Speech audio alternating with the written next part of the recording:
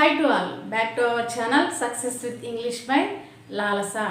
How are you guys? I am doing good.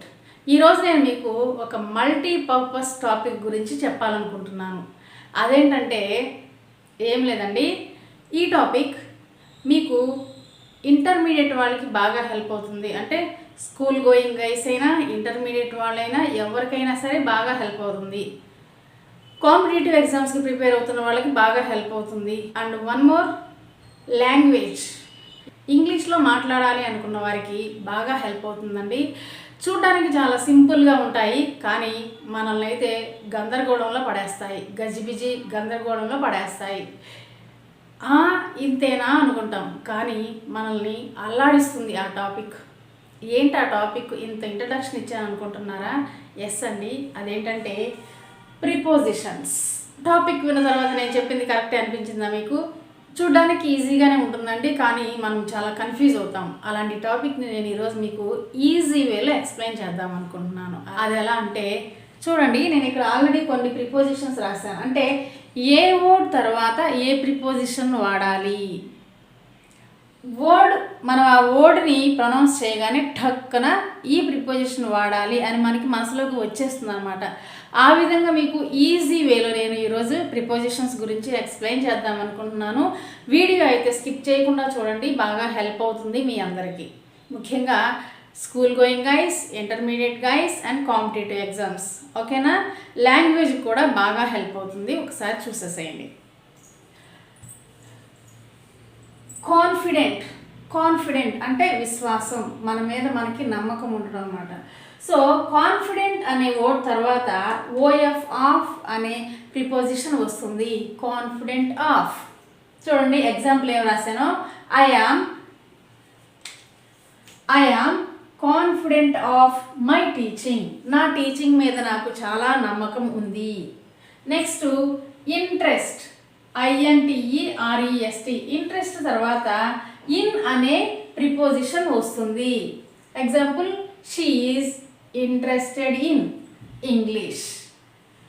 Interest అంటే తెలుసు కదండి, ఆసక్తి చూపించటం. Next congratulate.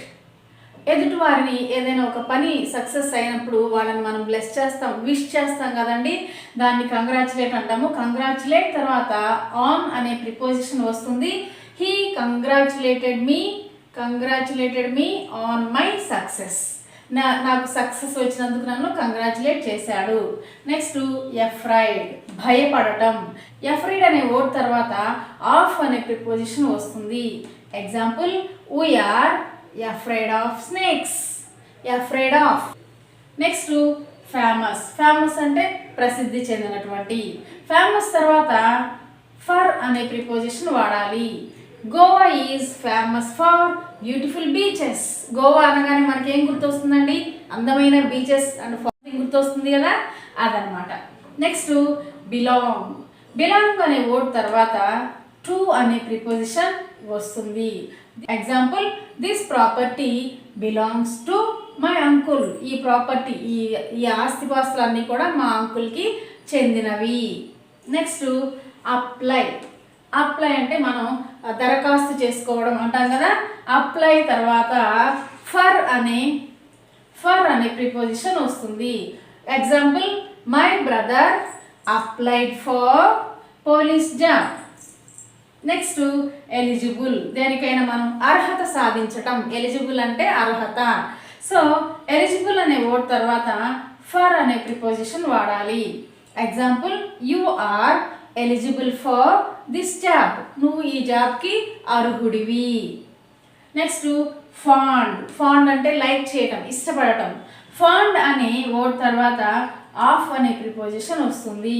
Example, Smita is fond of snakes.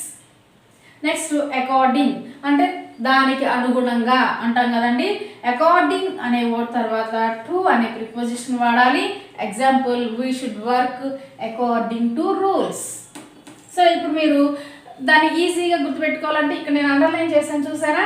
Confident of, interested in, congratulated on, afraid of, famous for, belongs to, applied for, eligible for, fond of, according to. అంటే మీకు confident అనగానే టక్కున a preposition గుర్తుకు రావాలి? ఆఫ్. ఇంట్రెస్టెడ్ అనగానే టక్కున a preposition గుర్తుకు రావాలి? ఇన్. కంగ్రాచులేట్ అనే వర్డ్ వినగానే వెంటనే మీకు ఆన్ అనే ప్రిపోజిషన్ గుర్తుకు రావాలి. అఫ్రైడ్ తర్వాత ఆఫ్. ఫేమస్ అనగానే ఫర్. బిలాంగ్స్ అనగానే టు. అప్లైడ్ అనగానే ఫర్. ఎలిజిబుల్ అనగానే ఫర్. ఫాండ్ అనగానే ఆఫ్. అకార్డింగ్ టు అనగానే టు. ఈ విధంగా ఈ వర్డ్ చెప్పగానే వెంటనే పక్కన ఉన్నటువంటి ప్రిపోజిషన్స్ మీకు టక్కున గుర్తుకు రావాలండి. ఓకేనా? Next good.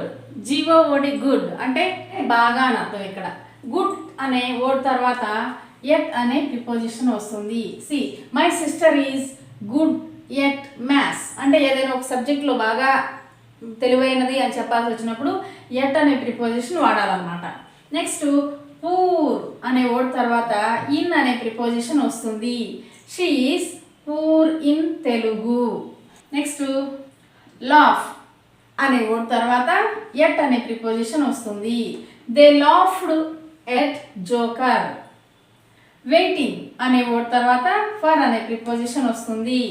We are waiting for results. మా రిజల్ట్స్ కోసమేమో వెయిట్ చేస్తున్నాము. నెక్స్ట్ ఫెయిత్ అంటే నమ్మకం. ఫెయిత్ అనే వర్డ్ తర్వాత ఆన్ అనే ప్రిపోజిషన్ వస్తుంది. We should have faith on God. Next ఎబైడ్. ఎబైడ్ అంటే కట్టుబడి ఉండటం అంటే స్టాండ్ ఆన్ అంటే మాట మీద నిలబడటం అంటాం కదండి, అది. సో అబైడ్ అనే వర్డ్ తర్వాత బై అనే ప్రిపోజిషన్ వస్తుంది. Everyone should abide by their promise. ఏదైనా ఒక ప్రామిస్ అంటే మాట ఇచ్చినప్పుడు ఆ మాటకి ప్రతి ఒక్కరూ కట్టుబడి ఉండాలి. బిజీ. ఓకేనా? బిజీ అనే వర్డ్ తర్వాత విత్ అనే ప్రిపోజిషన్ వస్తుంది. She is busy with her work. తన పనిలో తను చాలా బిజీగా ఉంది. Next prevent. ప్రివెంట్ అంటే కాపాడటం లేదా నిరోధించడం ఏదైనా మీనింగ్ వస్తుందండి. ప్రివెంట్ అనే వర్డ్ తర్వాత ఫ్రమ్ అనే ప్రిపోజిషన్ వాడాలి. We are prevented from a problem. ఒక ప్రాబ్లం నుండి మేము కాపాడబడ్డాము అంటే తప్పించుకోగలిగాము. లిజన్ అంటే వినటం. లిజన్ తర్వాత టు అనే ప్రిపోజిషన్ వస్తుంది. Please listen to me. Sorry అనే వర్డ్ తర్వాత ఫర్ అనే ప్రిపోజిషన్ వస్తుంది. Example I am sorry for the mistake. ఆ తప్పు చేసినందుకు ఐఎమ్ సారీ. సో చూసారు కదండి, ఈ విధంగా ఇందాక చెప్పినట్లుగానే గుడ్ అనే వర్డ్ తర్వాత at. Good at. Poor in. Laugh at. Waiting for. Faith on. Abide by. Busy with. Prevented from. Listen to. Sorry for. ఈ విధంగా ఒక వర్డ్ చూడగానే దాని పక్కన ఏ ప్రిపోజిషన్ వాడాలి అనేది మనకి టక్కున గుర్తు రావాలండి. అప్పుడు ఈజీగా ఉంటుందన్నమాట. ఓకేనా? సో ఒక్కసారి మనం ట్రై చేస్తే ఇవి గుర్తుపెట్టుకోవడం చాలా ఈజీ అండి. కన్ఫ్యూజ్ అవ్వాల్సిన అవసరమే ఉండదు. మ్యాక్సిమం ఇవే రిపీట్ అవుతూ ఉంటాయి. ఓకేనా గైస్? అర్థమైందా? ఇది సూపర్ సిరీస్లోని డే 6 క్లాస్ అండి. నేను డే 7, డే 8 కూడాను ప్రిపోజిషన్సే ఎక్స్ప్లెయిన్ చేస్తాను మీకు. ఓకేనా అండి? డే 7, డే 8 3 డేస్ మొత్తం 3 వీడియోస్ ప్రిపోజిషన్స్ మీద అప్లోడ్ చేస్తాను. మీకు ఏమైనా చిన్న చిన్న కన్ఫ్యూజన్స్ ఉన్నా కూడా పోతాయి అన్నమాట. ఓకేనా? I hope you have understood well today's class guys. If you like today's video, please give one like. If you did not subscribe my channel up to now, please subscribe once. Again, we will meet with another topic on prepositions only. Until then, bye to all. Have a nice day guys. Bye.